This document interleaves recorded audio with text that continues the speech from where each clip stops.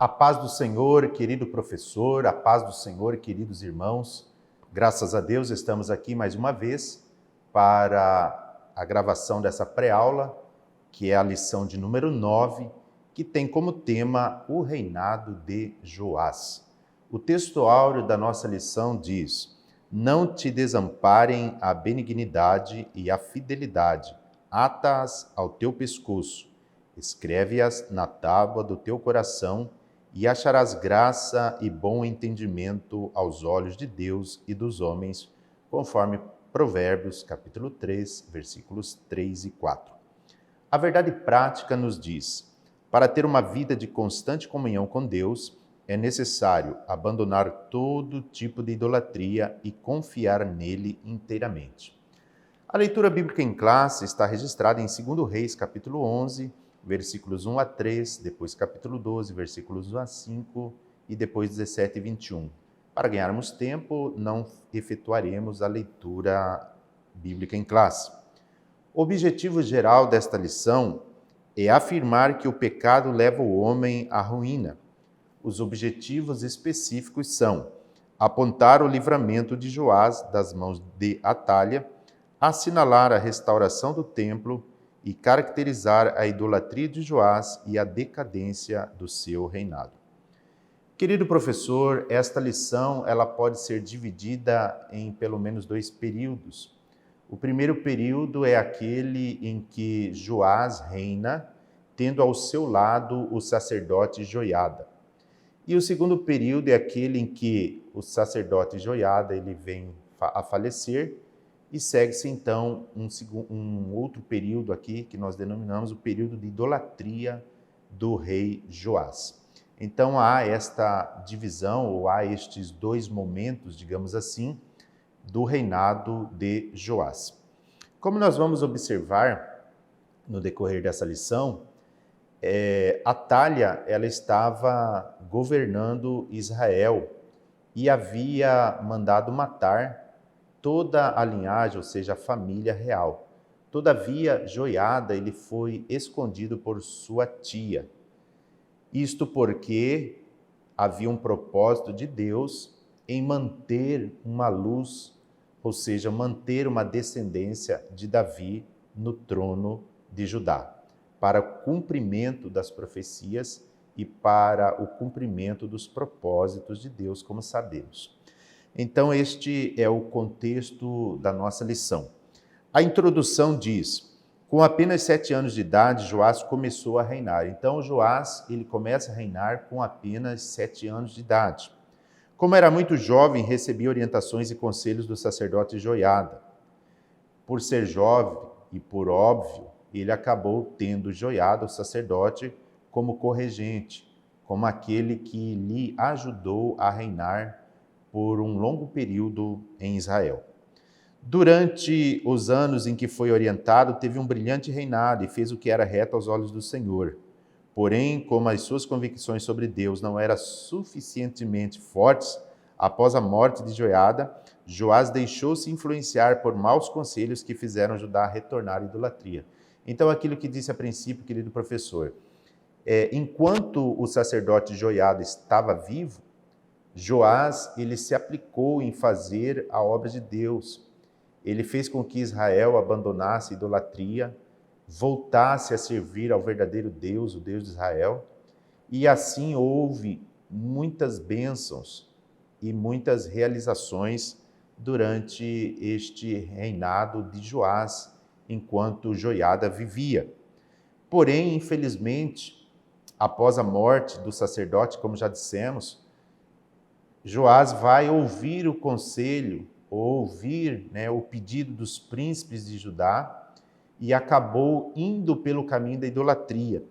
E este novo momento na vida do rei Joás, esta atitude de deixar o verdadeiro Deus e servir aos outros deuses, de aceitar a idolatria em Israel, acabou permitindo que o final da vida e do reinado de Joás fosse um reinado triste. Dentro desse particular, dentro desse aspecto, eu quero aqui fazer lembrar ao querido professor, irmãos que nos assistem, que a nossa vitória, ela não está no início da nossa caminhada. A nossa vitória, ela não está no meio da caminhada, mas a nossa vitória, ela está em chegar ao final da caminhada. Então, nós temos um antes e um depois. Então, se começarmos bem, possamos pedir a graça e misericórdia de Deus para que terminemos bem. Porque, no caso aqui presente, vimos que Joás começou bem, mas terminou mal.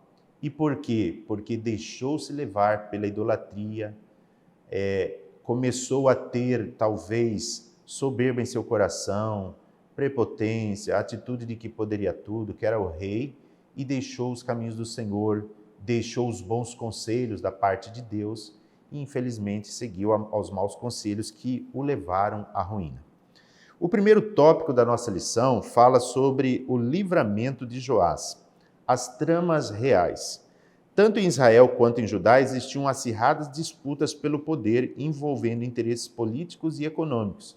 Nós percebemos ao longo da história dos reis de Israel, e aqui incluso os reis de Judá, é claro, que houve algumas disputas essas pelo poder, disputas essas por interesses políticos e econômicos, e isso fez com que ao longo dos séculos da história dos reis de Israel e de Judá, houvesse muitas situações difíceis, dramáticas, envolvendo essa disputa pelo poder. A casa real de Judá havia se aparentado com a casa de Israel, através de Atália, que foi neta do rei Acabe, né, e também de Jezabel. Atália, ela se casou com Jorão, filho de Josafá, rei de Judá. Quando Jorão foi assassinado por Jeú, Atália usurpou o trono e começou a reinar em seu lugar. Então, este é o contexto histórico daqueles dias. Atália, ela vai usurpar o trono e vai governar Israel. Justamente essa forma de querer governar fez com que Atália viesse a matar toda a linhagem. Por que isso aconteceu? Por causa daquilo que dissemos há pouco. A sede de poder, a ganância, os interesses individuais. Enfim, tudo isso levou com que Atália tivesse essa prática tão brutal de exterminar a própria família, de exterminar os seus próprios descendentes, ou familiares próximos ali dentro da linhagem. Então, é algo lamentável, é algo triste, mas isso acontecia por causa da sede pelo poder. O segundo item vai dizer a coragem do sacerdote Joiada. Atália herdara a perversidade de Acabe e Jezabel. Vejam, ela era filha, Aliás, neta de Acabe e Jezabel. Para se assentar no trono, ela matou todos os membros da família real, inclusive seus próprios netos. Isso que dissemos. A que ponto chega, ou a que ponto chegou, no caso de Atália, a sede pelo poder, por querer estar no trono. Apenas Joás, filho de Acabe, escapou. Ele tinha 1 ano de idade e foi escondido em uma sala por sua tia Joseba, que era esposa do sacerdote Joiada, e lá ficou durante 6 anos. Nesse período, Joiada preparou Joás para assumir o trono e lhe ensinou as leis mosaicas. Isso tudo, irmãos, aconteceu primeiramente, como dissemos, por causa de um propósito de Deus. Deus tinha um propósito com o rei Davi e a sua linhagem, a sua descendência, mesmo porque da linhagem de Davi haveria de vir Jesus Cristo, nosso Salvador. Então, Deus, ele é fiel para cumprir os seus propósitos. E ainda que Atália tenha mandado matar toda a descendência, Deus preparou uma forma de escape para cumprir as suas promessas, para cumprir a sua palavra. E nós vamos observar que Joás, então, ele é cuidado, ele é educado, ele é criado pelo sacerdote Joiada e por sua esposa Joseba, que era sua tia. Então Deus proporcionou esse momento para que Joiada recebesse, para que Joás recebesse os ensinos, aquilo que dizem Provérbios, ensina ou instrui o menino no caminho que deve andar. Então ele foi instruído, ele foi orientado, ele foi cuidado nos caminhos do Senhor. Por tal motivo, quando ele assume o reino de Judá, ele vai, então, exercer um excelente governo, especialmente no sentido do temor a Deus e de abandonar a idolatria tão presente entre ali os judeus também. Então, vai haver uma mudança por isso tudo. O item 3, a estratégia bem-sucedida. Quando Joás completou 7 anos, Joiada armou uma estratégia para empossá-lo como rei. Vemos aqui uma estratégia do sacerdote Joiada de chamar os capitães, de chamar ali os da guarda, para que pudesse haver, então, a posse de Joás como rei. Ele combinou com os capitães da guarda, no dia planejado por eles, e destituíram Atalha do trono, proclamando Joás como novo rei.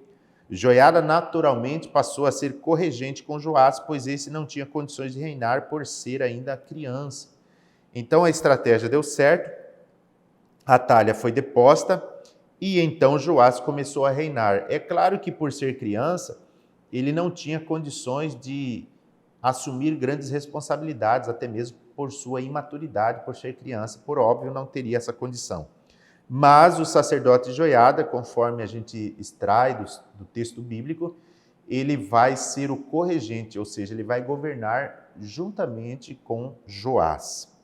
O sacerdote, como um homem temente a Deus, destruiu os sacerdotes de Baal e conclamou o povo para remover seu templo, despedaçar imagens e altares e refazer a aliança com Deus. Veja, o sacerdote Joiada era um homem temente a Deus, era um homem voltado ao Deus de Israel, ao verdadeiro Deus.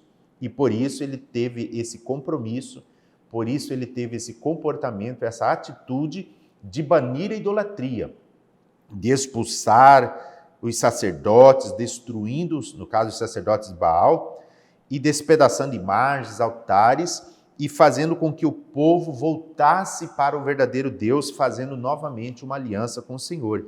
E foi isso que aconteceu, e por causa disso tudo, Deus começou a abençoar o reino de Judá. A síntese desse primeiro tópico diz que há momentos em que o perigo nos cerca sem que o percebamos. São nessas horas que o Senhor intervém, nos concedendo escape e proteção. Então essa síntese, ela aponta pelo cuidado de Deus, pelo amparo de Deus, para cumprir as suas promessas na vida daqueles que ele assim deseja abençoar. Especialmente aqui falando o caso de Joás. Joás, ele foi poupado, ele poderia ter morrido, mas Deus teve todo um cuidado, Deus teve todo um zelo para que Joás sobrevivesse e pudesse reinar e pudesse ser restabelecido o culto. Então, durante o período em que vivia o sacerdote Joiada, Joás fez um grande governo, restaurando o culto a Deus, procurando restaurar também, reparar também o templo que estava abandonado, porque o povo havia se voltado para a idolatria, o povo havia se voltado para a adoração a Baal, e o templo do Senhor estava abandonado, havia necessidade de repará-lo, de consertá-lo, de corrigir algumas coisas. E isso só vai acontecer quando tanto o rei quanto o povo voltam novamente a atenção para o verdadeiro Deus, o Deus de Israel. Amém, querido professor? Vamos então para o segundo tópico da nossa lição, que trata do reinado de Joás e a reparação do templo. Nós vamos observar que Joás ele vai organizar uma forma de arrecadar recursos financeiros para reparar o templo do Senhor. Então, o primeiro item desse segundo tópico diz a respeito da arrecadação para a reparação do templo. O reinado de Joás foi muito próspero enquanto Joiada o aconselhava. Vejam a importância dos bons conselhos. Joiada era um homem de Deus, um homem maduro, um homem experiente, e por tal ele pôde dar vários conselhos bons ao rei Joás. E enquanto Joás executava os conselhos de Joiada, ele bem governou o reino de Judá. Como a adoração a Baal havia sido muito incentivada pelos reis anteriores, nenhuma manutenção fora feita no templo do Senhor, e por isso ele estava em condições precárias. Então foi o que dissemos, o templo estava abandonado. Por que estava abandonado? Porque o povo havia abandonado a Deus, o rei, o líder havia abandonado a Deus, o verdadeiro culto. Então, esta era o motivo do porquê, né, a precariedade existente em relação ao templo. Logo, Joás incentivou o povo e os sacerdotes a arrecadarem ofertas para a manutenção do templo. Se o templo estava abandonado, se havia necessidade de reparos, consequentemente havia necessidade de arrecadação financeira. Afinal de contas, essa reparação, essa manutenção ao templo necessitaria de recursos financeiros para assim ser realizada. E o item 2 vai falar sobre a fidelidade dos tesoureiros. Um detalhe muito importante nessa arrecadação foi a fidelidade com que os sacerdotes e tesoureiros reais administravam o dinheiro. Nós vamos observar, queridos irmãos, que houve a necessidade da arrecadação, foi então instalada ali uma caixa, uma urna, alguma coisa assim, para que houvesse ali o depósito de recursos, de objetos de valores, seja dinheiro ou outros, que pudesse ajudar a reparação ou na reparação do templo. E para isso houve a necessidade de estabelecer pessoas que viessem a ter a responsabilidade ou cuidado com esse recurso que foi arrecadado. Aqui nós vamos ver que não apenas os sacerdotes, mas também tesoureiros reais foram instituídos para administrarem o dinheiro. E nós vamos observar na leitura do texto bíblico que esses tesoureiros, eles nem prestavam contas daquele dinheiro que entrava, porque, segundo o texto bíblico, eles agiam de forma fiel, eles agiam com fidelidade, ou seja, eram pessoas íntegras, eram pessoas idôneas, eram pessoas tementes a Deus, que tinham todo o cuidado com o dinheiro que entrava, de tal forma que chamou a atenção essa fidelidade dos tesoureiros daqueles dias. E aqui o comentarista inclui dizendo: numa época como hoje, esse exemplo dos funcionários de Joás é um importante modelo a ser seguido para desfrutarmos das bênçãos do Senhor. Nos dias atuais, infelizmente, olhando para a sociedade lá fora como um todo, nós percebemos que uma grande maioria de pessoas não são leais, não são fiéis e deixaram a ganância falar mais alto em seus corações, a ponto de que hoje a corrupção em nosso país será algo gritante, algo que destrói, que prejudica a saúde pública, a educação e tantas outras áreas que, se tivéssemos pessoas com a mesma postura de fidelidade, com respeito ao dinheiro público, ou à coisa pública, nós teríamos com certeza uma sociedade melhor. E aqui também, conforme Paulo instrui, é necessário que aquele que preside, aquele que tem a responsabilidade, especialmente falando de dinheiro no âmbito da igreja, seja fiel também. Porque há que se ter muito cuidado para não entrar num desvio de conduta e isso causar uma repercussão negativa, um escândalo. Então, que tenhamos cuidado, querido professor, querido obreiro, você que administra a parte financeira, você que exerce uma função de tesoureiro, tenha muito cuidado, muita transparência, fazendo com que tudo seja às claras, para que a igreja como um todo ela possa ser incentivada a contribuir, porque a igreja está vendo a lealdade, a transparência, a fidelidade exercida com o dinheiro que é arrecadado através dos dízimos e ofertas. Então, que tenhamos também essa postura de cuidado e fidelidade. Amém? O item 3, fidelidade é um atributo que enobrece. Não importa a quantia que está sendo administrada, Deus jamais se agradará de qualquer subtração de valores financeiros ou vantagens pessoais. Então aqui, como dissemos, muito cuidado com aquilo que não é teu. O dinheiro é da igreja, o dinheiro é arrecadado pelo povo. Então, cuidado, administre com temor, porque pode ser que alguém caindo numa tentação, ou a exemplo de Judas, que era tesoureiro e tirava o que se arrecadava, Pode ser que alguém não veja, pode ser que o pastor não está vendo, o líder não está vendo, mas Deus está vendo, meu irmão. Então, cuidado, muito cuidado.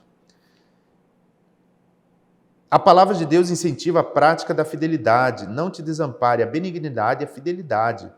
Aquilo que diz no nosso texto áureo da lição, Provérbios 3, 3 e 4, fala da benignidade e fala da fidelidade.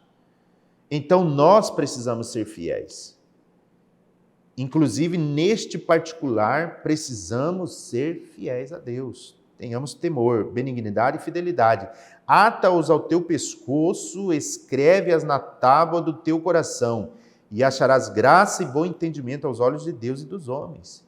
Então, é diante de Deus e diante dos homens. Uma pessoa de caráter, uma pessoa de boa conduta, uma pessoa irrepreensível, uma pessoa que alguém olha para ele e diz, está ali uma pessoa íntegra. Então é isso, meus irmãos. A fidelidade enobrece a alma e traz respeito a quem a pratica. Síntese do segundo tópico. Aqueles que administram os bens destinados para a obra de Deus devem fazê-lo com dedicação, verdade e amor. Dedicação. Precisa ser dedicado. Não pode fazer de qualquer forma. Não pode fazer de qualquer jeito. Dedicação, seriedade, compromisso, respeito. Com verdade, ser leal, verdadeiro. E com amor, tem que amar a obra. Tem que amar, fazer a obra de Deus com amor. Fazer pela obra de Deus. Não fazer para mim, para você, mas fazer para a obra de Deus. Então é essa postura que se exige daquele que lidera, daquele que tem um compromisso, uma responsabilidade. Possamos exercer com dedicação, verdade e amor. Amém? Vamos para o terceiro tópico da nossa lição, a conspiração contra Joás.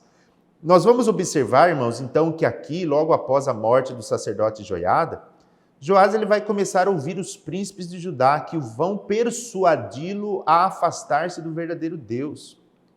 Então, até o período em que vivia o sacerdote Joiada, Joás foi bem, porque ele tinha bons conselhos, ele ouviu os bons conselhos e foi bem sucedido. Porém, o segundo período, digamos assim, desse reinado de Joás é muito triste, porque ao abandonar o verdadeiro Deus, Joás permitiu não apenas a idolatria, mas atitudes ruins, como, por exemplo, mandou matar o próprio filho daquele que lhe havia cuidado. Veremos a respeito da morte de Zacarias. Mais à frente eu falo sobre isso. O primeiro item deste terceiro tópico da lição fala sobre o declínio do reinado. Por que declínio? Justamente por causa da idolatria, porque ele abandonou o verdadeiro Deus. A história de Joás nos revela que ele não tinha firmeza em suas convicções e se deixava levar facilmente por qualquer sugestão. Pessoas inconstantes, pessoas que não têm uma firmeza. Há necessidade de firmeza, de convicção. E aqui nós vamos ver que essa flutuação, essa inconstância por parte do rei Joás o levaram a derrocada, o levaram à ruína. Quando o sacerdote Joiada morreu, o rei não conseguiu manter-se inteiramente fiel ao Senhor. Passou a adorar ídolos e a confiar em suas próprias forças, ou seja, passou a adorar ídolos, abandonou o Senhor e começou a confiar em si mesmo, nas suas próprias forças, achando que poderia fazer e acontecer. Lamentável isso tudo. As más decisões de Joás e a sua desobediência resultaram na falta de prosperidade do reino. Declínio. O declínio traz falta de prosperidade. O declínio traz prejuízo, derrotas. E mais tarde, na conspiração de assassinato contra ele mesmo. Veja, perda de confiança em Deus, falta de prosperidade e o resultado pior e trágico conspiraram contra Joás e o mataram. Então esse é o fim trágico do rei Joás. Iniciou bem, começou bem, teve o zelo e o cuidado do Senhor, Deus cuidou dele, mas ele abandonou a Deus. Joiada cuidou dele, mas ele mandou matar o filho de Joiada, a saber, Zacarias. Então, a que ponto uma pessoa chega por se desviar dos caminhos do Senhor? Porque, em síntese, em suma, essa é a realidade. Ele abandonou Deus, ele se desviou dos caminhos do Senhor. O segundo item da lição, conspiração e morte no reino. A idolatria de Joás teve início após a morte do sacerdote Joiada. O rei, em vez de seguir tudo que o sacerdote lhe ensinara, passou a tomar conselhos com os príncipes de Judá. Maus conselhos. Então nós hoje, meus queridos irmãos, querido professor, precisamos abordar dentro do assunto da lição a questão dos conselhos ou do aconselhamento. Não tome conselho de quem não tem condições de te dar conselho. O conselho está na palavra do Senhor. O conselho está na orientação de Deus através da sua palavra. Os bons conselhos estão naqueles que lideram, naqueles que têm o cuidado, daqueles que são chamados, como por exemplo o pastor, o seu líder. Tenha bons conselhos. Então é um dos itens que uma das temáticas que estão envolvidas dentro dessa lição. O rei, como lemos, em vez de seguir os bons conselhos, passou a tomar conselhos dos príncipes, abandonou o Senhor e se voltou aos ídolos. Sua capacidade de discernimento ou de discernir estava tão prejudicada que, ao ser repreendido por Zacarias, filho de Joiada, o que ele fez? O matou. Deus estava repreendendo: olha, cuidado, esse caminho não está correto, você está errando. Foi lá e matou. E aí o texto bíblico, lá de 2 Crônicas, capítulo 24, vai dizer assim, a partir do versículo 20: E o Espírito de Deus revestiu a Zacarias, filho do sacerdote Joiada, o qual se pôs em pé acima do povo e lhe disse: Assim diz Deus, por que transgredis os mandamentos do Senhor?